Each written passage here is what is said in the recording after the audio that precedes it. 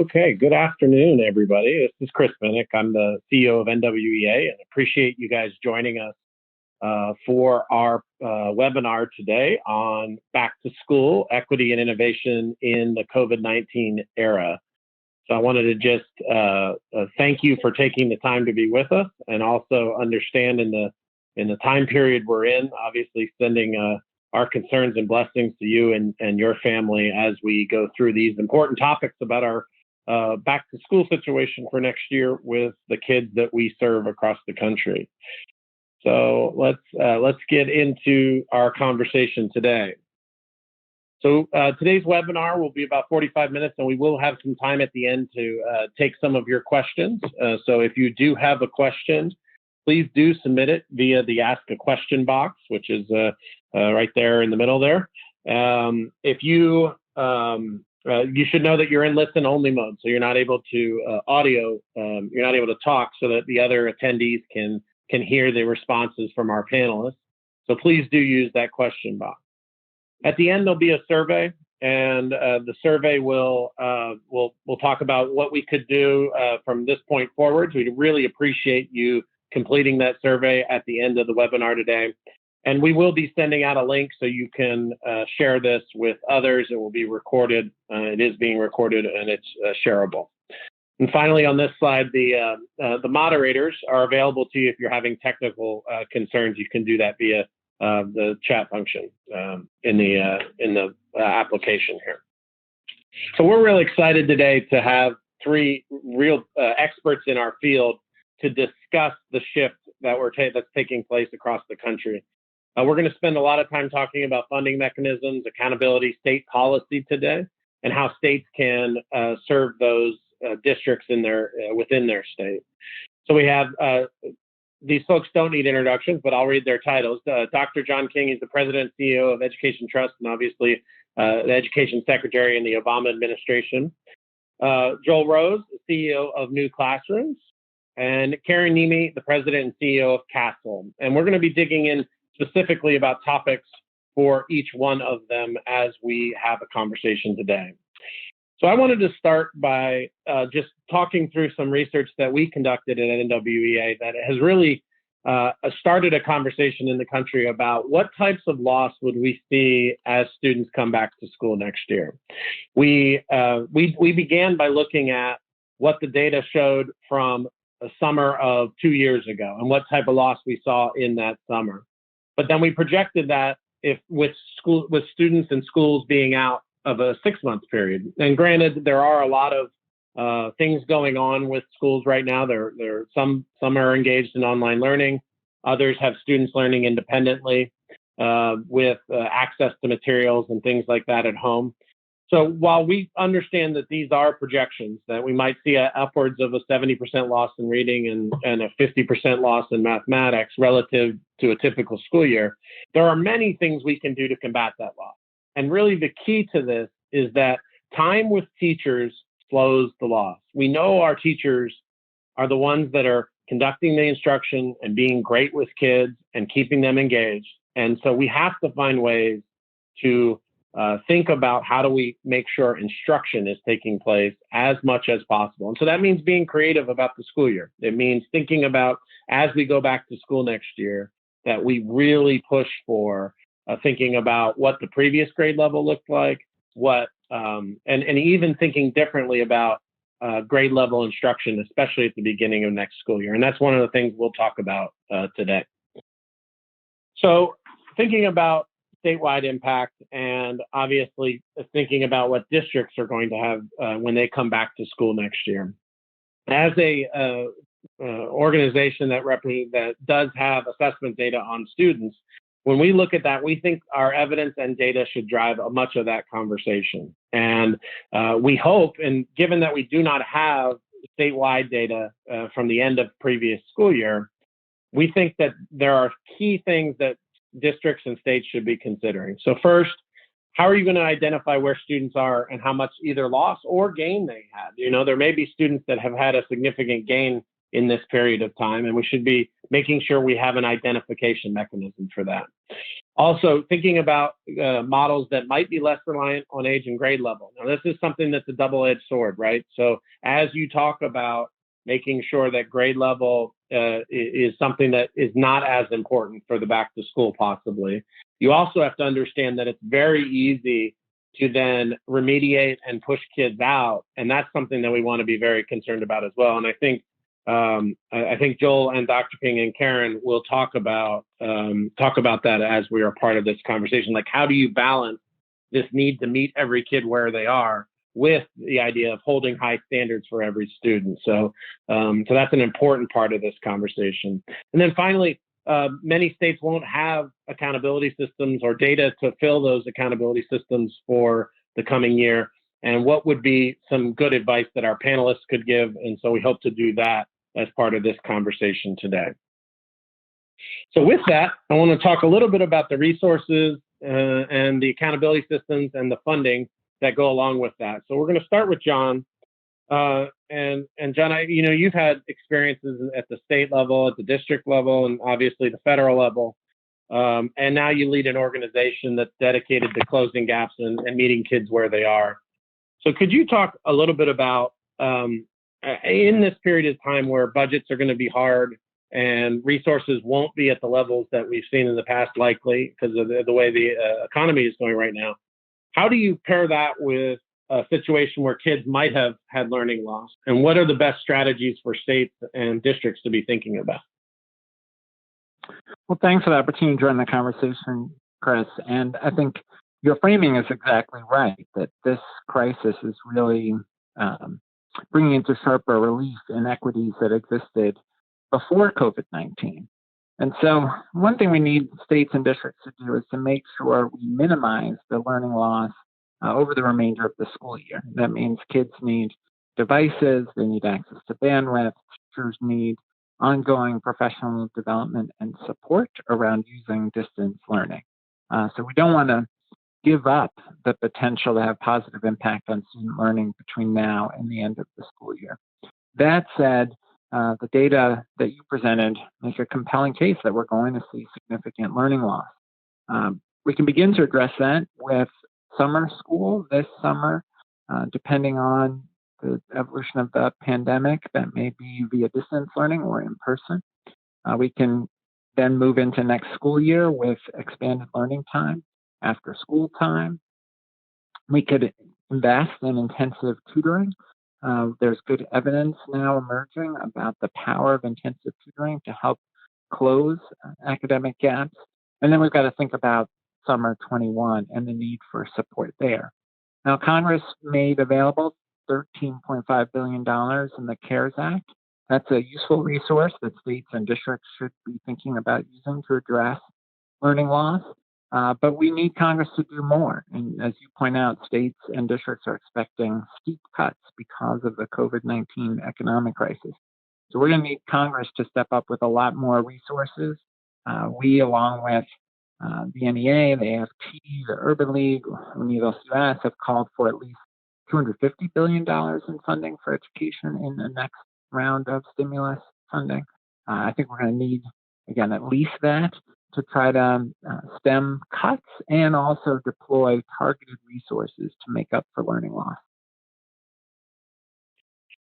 Just a quick follow-up on that before we run to the next question. Are you guys thinking, as you're doing that advocacy, obviously very much appreciated, are you hearing from states and districts that without that, the cuts will be pretty dramatic? Is that part of the conversation you're having with Congress? Yeah, I mean, I talked with a state chief earlier this week who telling his district to expect a 30% cut in state aid. And as you know, I mean, that will result in dramatic reductions in services for kids, dramatic layoffs, which will, of course, fall hardest on the highest district. Yep. Well, let's go to the next question, because this is around accountability adjustments, and so obviously, we don't have data for this school year we're in, or at least statewide data. We do have data, but how are you guys thinking about recommending to states for next year, and then how do you how do you start the next school year, and then also what are the implications for setup for next school year? Well, certainly as we come back to school, we're going to need to figure out where kids are and what supports they need. And so it's going to be important for states and districts to think through diagnostic assessments that could be administered next fall to help target interventions with students who've lost significant ground. Certainly next year, we would expect a return to the regular series of assessments. That's important because we need information on whether or not kids are making progress this year, and that information has to inform instruction as well as the allocation of resources for intervention. But it's important to say that assessments are necessary but not sufficient, as you well know, for good outcomes. We need information about where kids are, but then the question is, what do we do with that information? And we know students are going to be best served if there's a strong, high-quality curriculum. So this is a moment where we hope states and districts will ask themselves, do we have high-quality curricula that teachers can use in English, in math, in science, and social studies that are well aligned with standards, that build on the evidence around how students learn? Then do we have good training for teachers in using those curricula? Good professional development, not just one-shot opportunities in the summer, but good professional development and coaching for teachers throughout the school year and making sure that that curriculum is effective? And do we have robust interventions to support students who need additional instruction, whether that's English learners or students with disabilities or students who are behind grade level? And then, of course, there are all the other things that go into making school great, from having a diverse staff and a safe and supportive learning environment to attending to social emotional learning. But at a minimum, we want to have assessments connected to a high quality curriculum, thoughtful interim assessments to see how kids are progressing, and smart interventions to respond when kids are behind. Yeah, and that's great. And so have you thought about what the beginning of the school year should look like for districts, and what are some of the things that you're seeing in states and districts that give you optimism, I guess? Well, a lot's going to depend on the evolution of the pandemic. We certainly need to get in place a good system of testing and contact tracing, and we need to be guided by the best public health advice as we think about the return to school. Some things that I think folks ought to be thinking about: certainly planning time for teachers this summer so that they come back to the school year with a good plan around diagnostic assessment, around differentiating instruction to make up for some of the learning loss. Districts ought to be thinking both this summer and next school year about opportunities to accelerate, not just remediate. So I was excited to see that Northern Virginia Community College, for example, is offering online college credit courses to all high school juniors and seniors in their region. That strikes me as a smart strategy for using this summer to get students moving forward, not just addressing gaps. School districts, I think, need to think creatively about scheduling to make time for intensive tutoring. They may want to think about looping, where there are strong teachers who built a relationship with students. Having them take those same students next school year may help move more quickly into the school year with the kind of academic work students need to make up the ground that they've lost. But all of this, again, is going to really depend on resources. And, as I'm sure you're hearing, state leaders and district leaders are very worried about their ability to do what they know is in kids' interests if the resources are not forthcoming from the federal level. That's great. Thanks, John, for that. Sort of a last question about resources. So how are you guys thinking about, obviously you're doing a lot of advocacy and that's much appreciated, but how are you thinking about traditional funding mechanisms, and how are states and locals, is this not, and it's obviously not a situation that we want to be in, but given that we're in the situation, what are they doing to rethink traditional funding mechanisms and as they're doing the budgeting? And some of there's no silver bullets, right? There's no creative solution that's going to make up for a 30% cut in support. But that said, some things states should be thinking about. One is, how do they minimize harm to the districts that are highest need and most vulnerable? It's the districts that are high poverty in most states that are most reliant on state aid and have the least capacity locally to generate revenue. And so districts are going to be in very dire straits that serve the highest needs kids. And so it's important for states, as they're distributing stimulus dollars, as they're thinking about state aid for the next year, that they protect the highest needs districts and the students they serve. Two, there are some things we know that are high leverage that we aren't doing. So if you don't have a high quality curriculum, you're missing an opportunity to improve the impact of teaching and learning in your district. So choosing a high quality curriculum is actually in some ways a relatively low cost way to better leverage the resources that you're already expending. And then folks need to be certainly creative about partnerships. There are partnerships with nonprofit organizations that could be the added support that students need. Lots of students are going to experience real socio-emotional struggles. I'm sure Karen will speak to this during this time away from school. They're going to come back with a lot of needs. Could a district partner with an organization like City Year or another AmeriCorps program to make sure that students are matched with mentors who can support them? Are there opportunities to partner with health providers to make sure that students and families get the mental health services they need? But again, I want to caution that there's no creative solution that's going to make it okay to have these huge cuts. And so the advocacy over the next few weeks and months is just critical. Great. Thanks, John. And we'll come back to you with some questions at the end. So appreciate you joining us.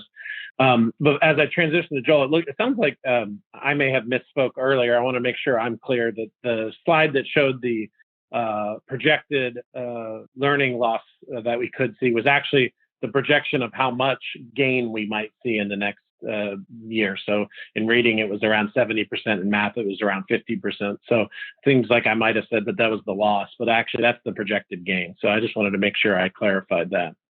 So Joel, as we transition to you, I'd like you to talk. Obviously, you spend most of your time talking about mathematics, and want to talk about unfinished learning from last year, from the year we're in. Do you think, as you guys are talking to the districts and schools that use your work, can you talk a little bit about the misconceptions and challenges in math learning that might be extended or exacerbated by the context of the school closures? Sure. Thanks. Thank you, Chris. Delighted to do that. We wrote about a number of these in the iceberg problem, which was the report that we released last fall. So the first misconception, and Dr. King sort of touched on this, is that learning loss is somehow a new thing that schools need to address. It's not a new thing. The truth is that well over half of middle school students across the country and more than 2/3 of students of color were performing below grade level before schools were closed, and their learning losses had been accumulating for years. So as alarming as the study that NWEA put out about the learning losses that were going to take place this year, that was on top of the fact that kids were already coming in behind. And so if schools, as they plan to return in the fall, if they just focus on whatever material wasn't covered, many students are just going to fall further behind, because without addressing their learning losses from prior years, they're not going to be set up for success. That's the first misconception. The second misconception is that when we think about grade level expectations, schools should somehow think about all subjects in the same way, and they shouldn't. Math is different. It's more cumulative. There's a misconception that the only way to drive equitable outcomes is to ensure students are exclusively focused on the annual grade level standards. But in math, that approach can actually exacerbate inequities. Now, expectations matter. We know that if students don't have access to grade level content because teachers don't have high enough expectations, they have very little chance of graduating ready for college or a career. That is sort of remediation forever, and that doesn't work. But at the same time, the way that math has been taught for decades is by setting out fixed age-based grade level paths for all students. All fourth graders learn the fourth grade standards. All fifth graders learn the fifth grade standards, and so on and so forth. And what happens for many kids, for a host of reasons, is that they fall off that path. Maybe they had a poor teacher one year, maybe they moved schools, maybe there were attendance issues, they had a bunch of substitutes, whatever the reason. And when they're promoted to the next grade, the next year's teacher is somehow supposed to teach the same grade level material and make up for the loss from the previous years all at the same time. And this just doesn't work in math. You can't really learn how to work with percentages in the 7th grade if you didn't quite learn how to multiply decimals in the 5th or the 6th grade. The idea that teachers can somehow differentiate their instruction for each child each year is not only implausible, but it's an expectation that can actually cause students to fall further behind. And then the third misconception is that somehow it's just too hard to catch kids back up and get them back on track. It's actually not as hard as one might think. There are roughly 300 mathematical concepts that kids need to learn from the time they get past basic numeracy in order to be ready for college. And if a student starts to learn those in the 5th grade knowing none of them, and they just go, they could learn just about one a week and get through all 300 by the time they graduated. And that is a very slow pace. Most of the time we see students learning at a much faster rate. The challenge is that students can progress quickly if they get the right lesson at the right time. But if schools are teaching kids concepts they either already know or they don't have the foundational knowledge to learn successfully, their pace is going to suffer. And that's what's happening everywhere. The challenge is to give every student the right concept at the right time and in the right way so they can accelerate their pace of learning. And that's what we do at Teach to One, and I think that's what others are going to begin to do as we see new learning models begin to evolve. You know, so I want to follow up on that, but also tie you to the next question. I mean, thinking about how our accountability systems drive at grade level, it's such an important equity play to make sure all kids are getting and that we aren't continuously in that remediation loop. So how do you respond? You know, I completely understand what you're saying, but doesn't that put some of the current accountability models, how would you adapt them to push for this sort of continuum that you're looking for? And obviously growth is a really important part of that, but how do you include grade level, or is grade level not the most relevant thing in your thinking?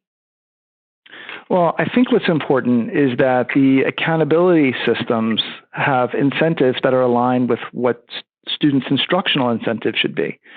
Right now, the accountability systems basically incentivize teachers to always cover grade level material all the time. And then they're also purchasing curriculum materials that are aligned to grade level standards. And for many kids, that works fine. But for many kids, they need a bridge. They need a bridge to catch them up from where they're starting from to where they ultimately need to be.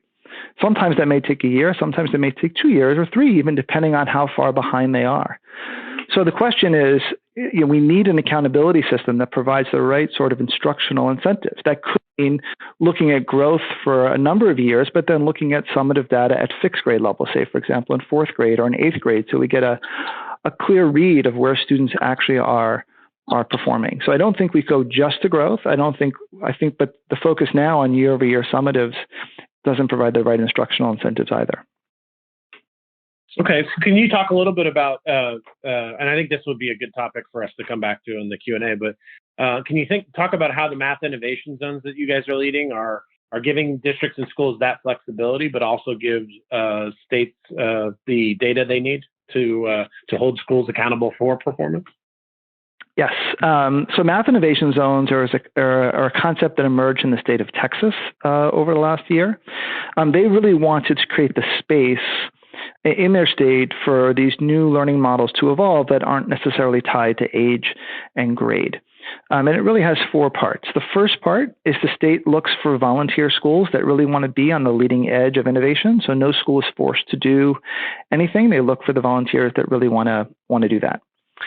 The second thing they did is they put out an RFP for providers that have innovative solutions or new models that can enable students to accelerate their learning from where they're starting from up to college and career readiness.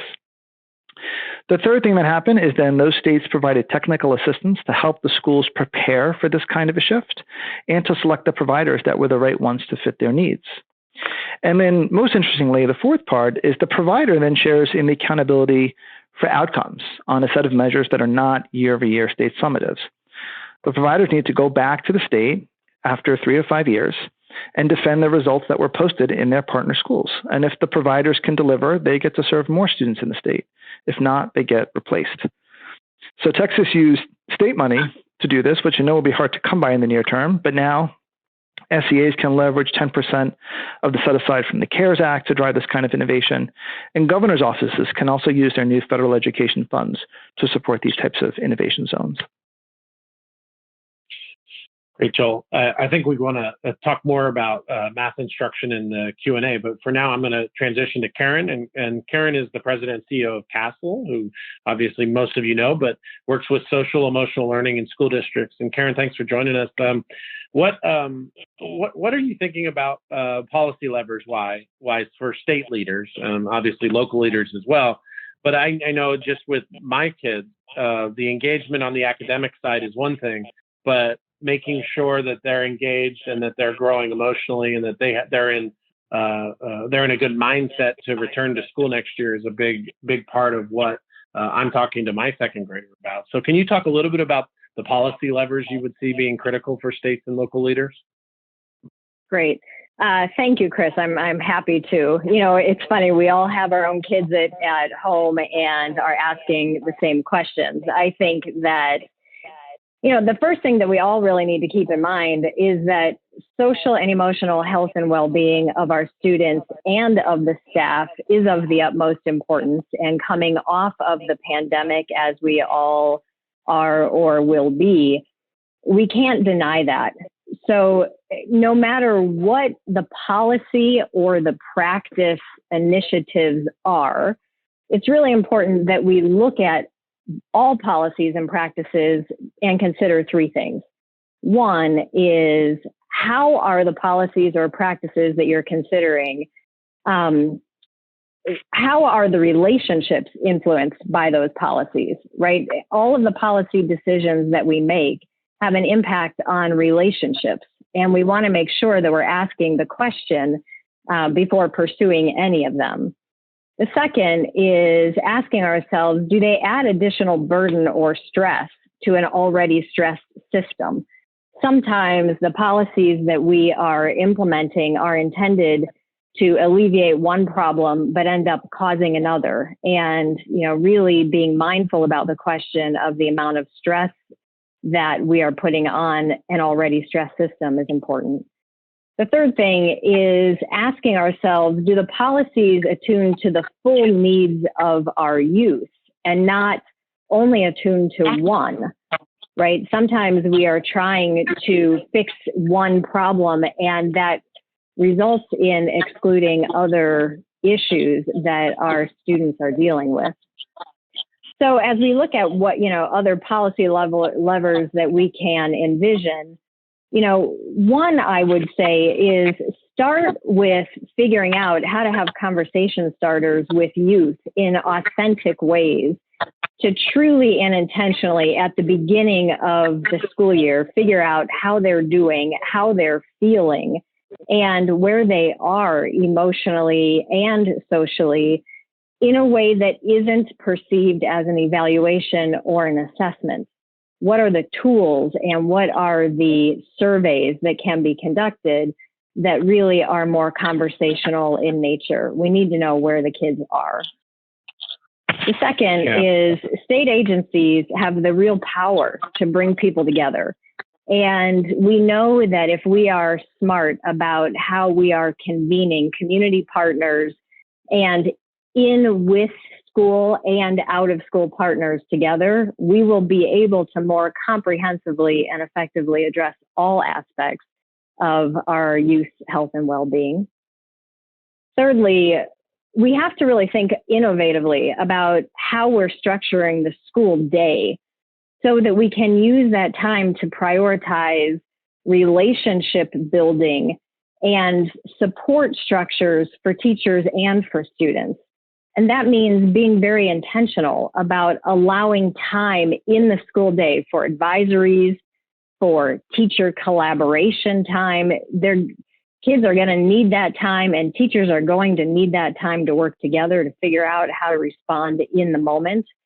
And structures that support continued and continuity of relationships, like John mentioned earlier, like looping, are really important and anchor the student in what they know and help support them bridging into the next year.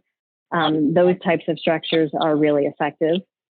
We also have to think about how we're structuring the learning environment and how we're supporting students by focusing on where the student is socially, emotionally, and academically, by encouraging personalized learning and competency-based instruction.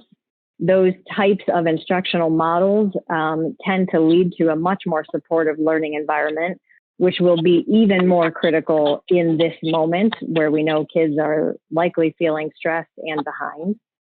A few other comments to this question have to do with planning now for communicating about the school year disruptions, right? Coming off of the disruption is one thing, not knowing if it's going to happen again is another. And planning now for creating clear communications plans about school reclosures ultimately can minimize some of the uncertainty, anxiety that tends to come along with these things. A few other things I'll mention. We think it's really important to begin by providing professional development to educators and to staff on trauma-informed practice before school reopens. In addition to that, in the longer term, start thinking about ways that professional learning can continue and rethinking about how to leverage teacher preparation, micro-credentials, advanced licensures. Those types of priorities set now, we think will ease the path back into school in helping kids to succeed. And I would Karen, say, of course. Oh, sorry, I didn't interrupt. Go ahead, finish your thought. I apologize. Yeah, I mean, just lastly, I would say, schools can't do this alone. They really need the space and the encouragement to connect with community partners, which is something I mentioned a little bit earlier. But really, from a policy perspective, thinking about developing a process for making sure that we have connected the variety of student support structures, including SEL folks, behavioral health folks, and community-based providers to create multi-systems of support, knowing that youth can be supported both in and out of school. And this is a real opportunity to encourage policies that highlight that broad communication.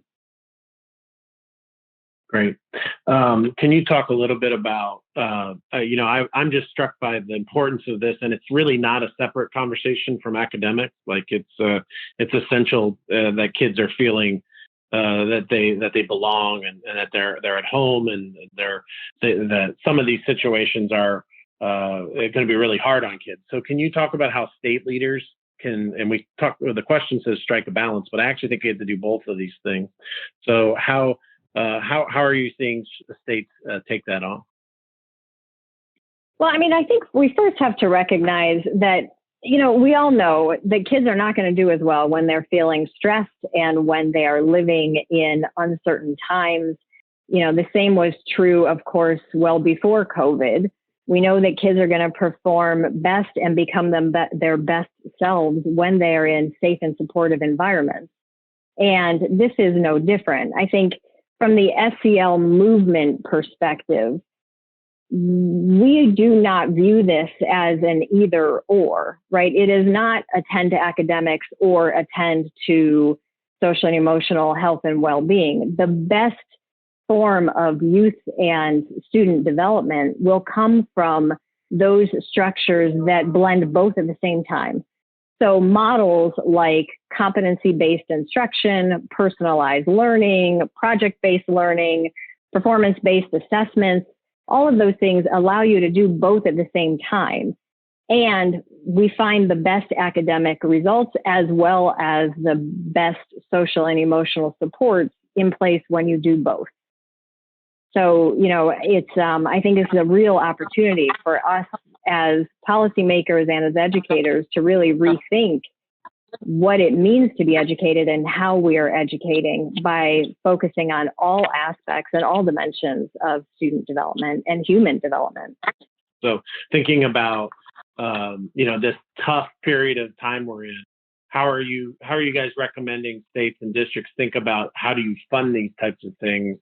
And how do you combine it with some other things so that it's easier to fund? Because obviously these are really important topics for districts and states to think about. For sure. So, Dr. King mentioned this as well, but really the newly released SEED and EIR mid-phase grants are great opportunities to find support for social and emotional learning. We are also encouraging state leaders to really innovatively think about how to use the two primary federal pockets of money to leverage support for SEL around the $3 billion Governor's Emergency Education Relief Fund and the $13.5 billion for K-12 flowing directly to states through the Elementary and Secondary School Emergency Relief Fund. Prioritizing PD funding, both remote and in person, can happen under Title II of ESSA. We can look to Title IV Part A, Title IV Part B as well, and 21st Century Learning Community Centers are all places where funding can be found for social and emotional learning. Great, thank you. Do you have anything else? I interrupted you a couple of times, so I apologize. Is there anything else you wanted to get to that you didn't have a chance to mention? And then we'll go to the Q&A, so we'll come back to you again. But there is just one brief. That we can talk for much longer on all of this. I would just say back to the policy question. I think we have to anticipate that there will be the result of stress and anxiety present in our kids. And sometimes that shows up as behavior. And, one message I would like to communicate is policies that are supportive and not punitive, especially when it comes to behavior, are really important. Now is the time to make kids feel cared for, attended to, and loved. Those policies that are, sort of more punitive for kids, I think will ultimately lead to more problems. So, prioritize Great. Training staff on how to deal with those things as well. Wonderful.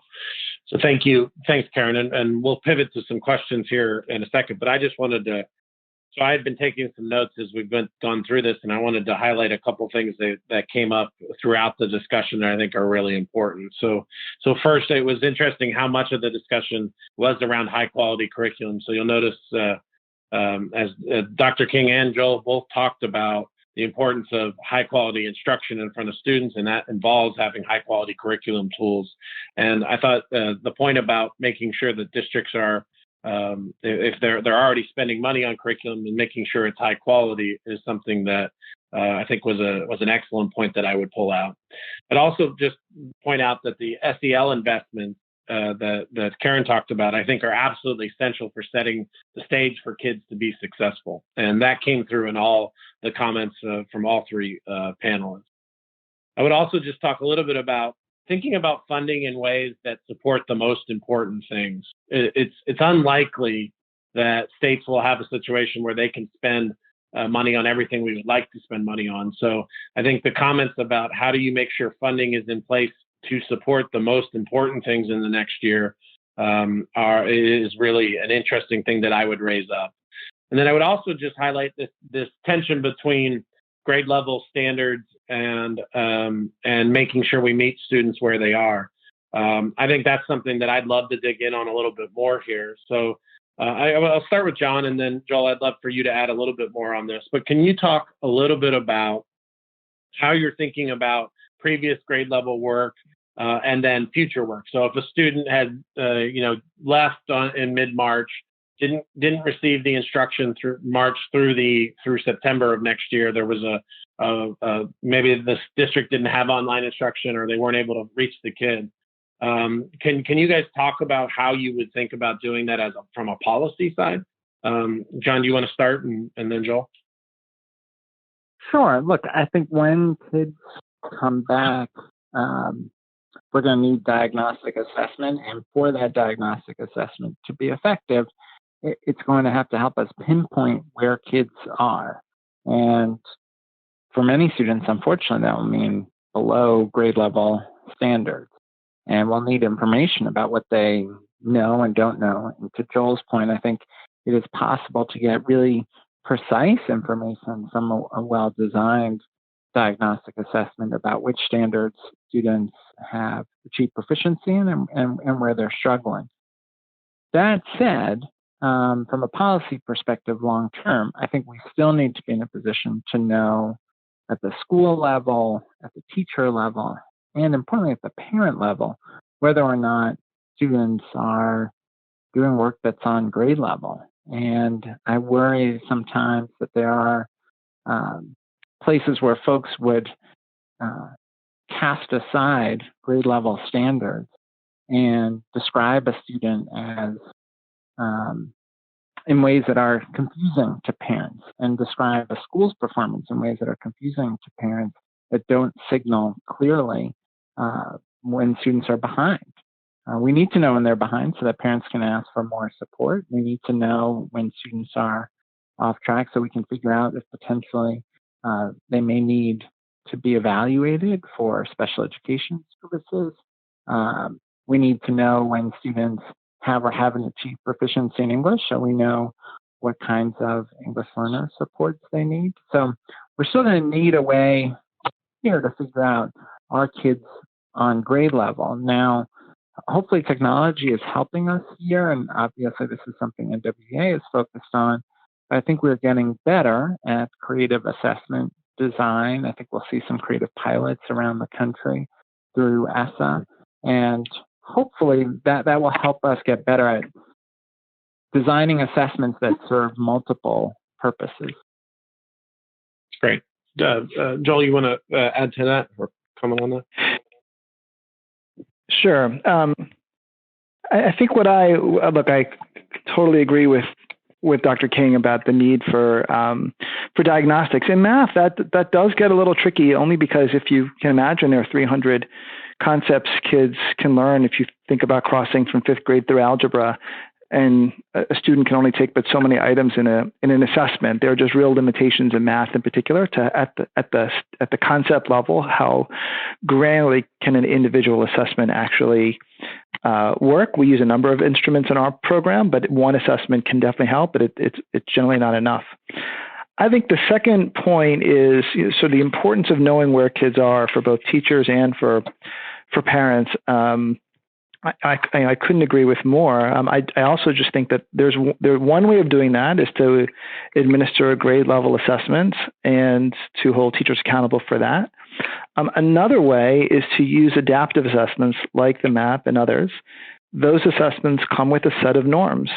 And those norms can also give parents a sense for where their students are performing. And if you use some of the linking studies that are out there, then districts and school leaders can actually correlate student performance on adaptive assessments to their particular state standards. And then in some cases, I think this is also true in the MAP, there are some studies that would allow parents to not only see how they're performing relative to grade level, but actually look at what types of post-secondary institutions their children are on a path to go to. So I think there are ways of thinking about the use of adaptive assessments that hold true to the principles of transparency and rigor and accountability and equity, but also provide the right incentives for teachers to go back and meet students where they are in service of getting them to college and career readiness. That's great. I'm shifting to the questions we got from the viewers out there. So, Karen, somebody asked there's a couple of questions like this, but do you recommend universal screeners either during the closure period or reopening? And if so, do you have any specific recommendations around which screeners? Well, I mean, I think at this point, the thing that we really want to focus on is really student and staff perception surveys and the kinds of tools that we can use to gauge where kids and frankly where the adults are in the building, so that the data we receive is used to improve the services, the learning environment, and to really scaffold for the student. So I think that in that way, survey data and student perception data is what we would really be striving to capture. Great. And Karen, a quick follow-up. You mentioned some funding sources, and somebody missed it. They would love to hear the funding sources you were talking about during your piece of the talk, if you could repeat those. Sure, or I can even send these. I don't know if you guys can send this out to your audience, but you know, the two primary are SEED and EIR, but happy to share a list for you guys to, Yeah, good. Okay, that sounds great. I think this is for Joel and Dr. King. Question about what advice do you have for districts that currently find themselves without those high quality pieces you mentioned, and an hour scrambling to assemble quality assessments, professional development, and intervention?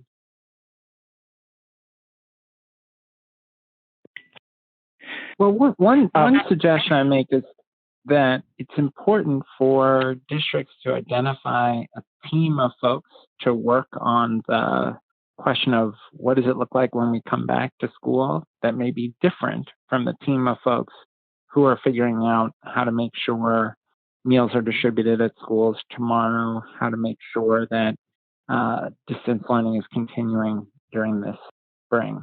So that to have a group of people whose dedicated task is to think about how do we come back as strong as possible, and that should include reviewing options for curriculum, professional development for teachers, and assessments. And this may be a moment where changes to all three of those might make sense to make sure that school next year helps kids make up for the learning loss and move forward effectively.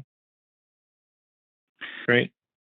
Yeah, I would just add to that. I think having teams in districts and schools dedicated to this now is essential. I got a note from a curriculum director just yesterday talking about how they've brought their math teams together to create vertical articulation notebooks where they can really map out how the standards relate to each other, what are the most critical ones that would allow students to accelerate, and how do they sort of change their overall approach to math instruction based on a much more holistic view of where kids are and where they need to be. I think having those sorts of efforts are an important first step towards building a mastery-based school environment. That's great. Karen, a couple of questions about parent engagement, and obviously anybody can answer this, but we'll start with Karen. The person who wrote in said, "It seems to me that without the intentional inclusion of parents, you greatly reduce the opportunity for true impact, and it's a tremendous missed opportunity." So how do we think about parent engagement? Obviously, we were all thrown into a different type of parent engagement almost immediately. But in terms of back to school, how are states and districts thinking about that? Yeah, I mean, that's a great question. And I actually get excited to even hear the question. You know, we think that parents and students alike are absolutely essential into proper planning for reentry.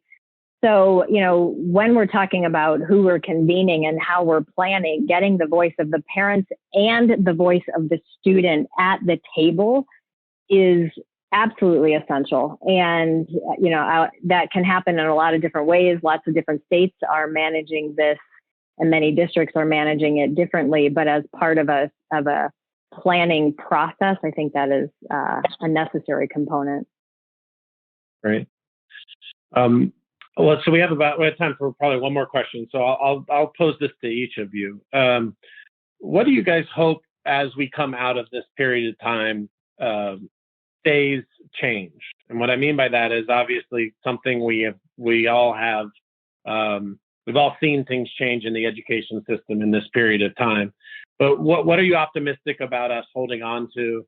And you can add to that, if it's something you haven't seen yet, what would you hope will change as part of this? And we'll start with Karen and go with Joel and then John.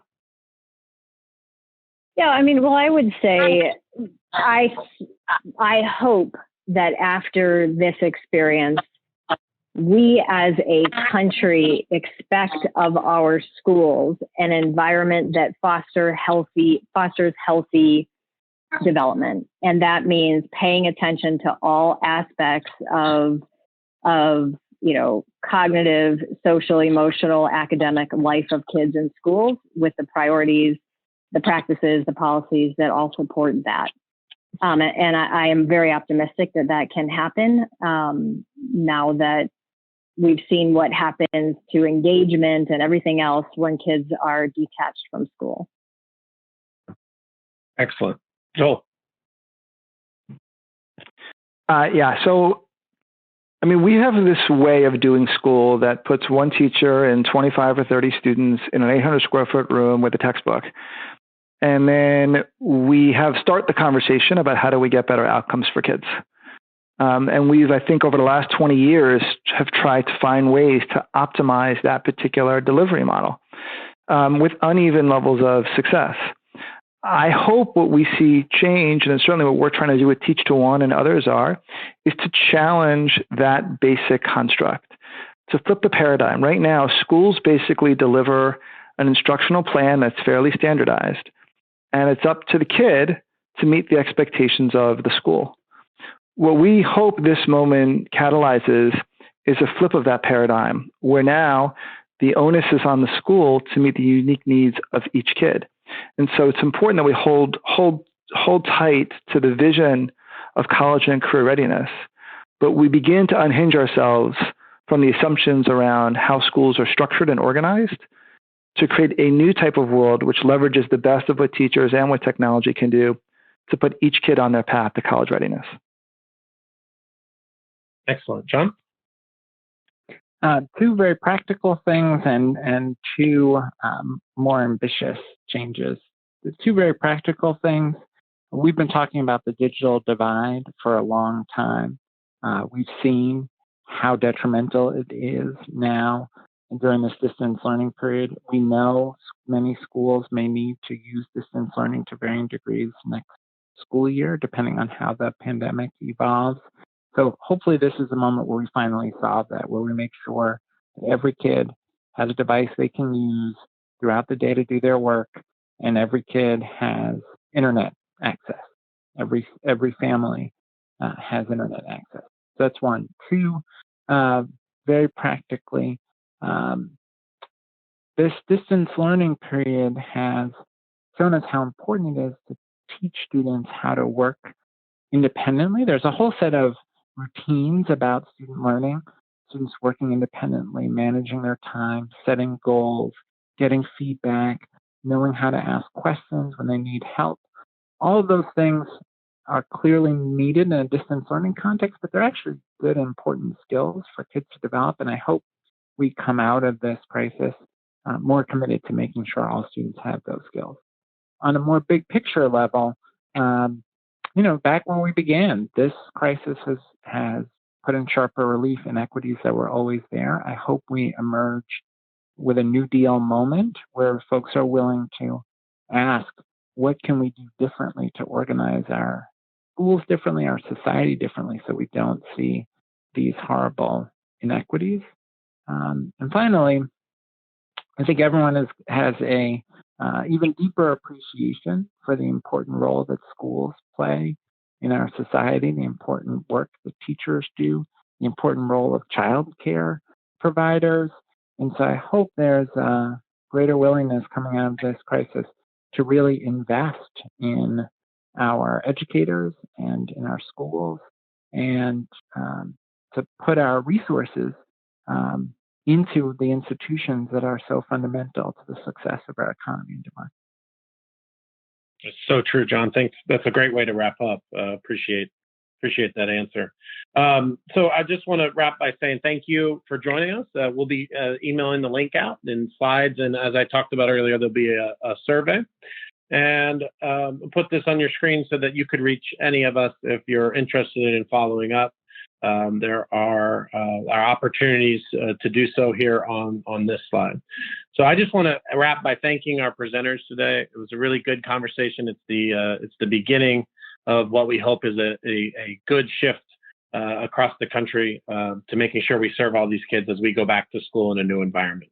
Thanks for being with us today, and look forward to talking to you soon.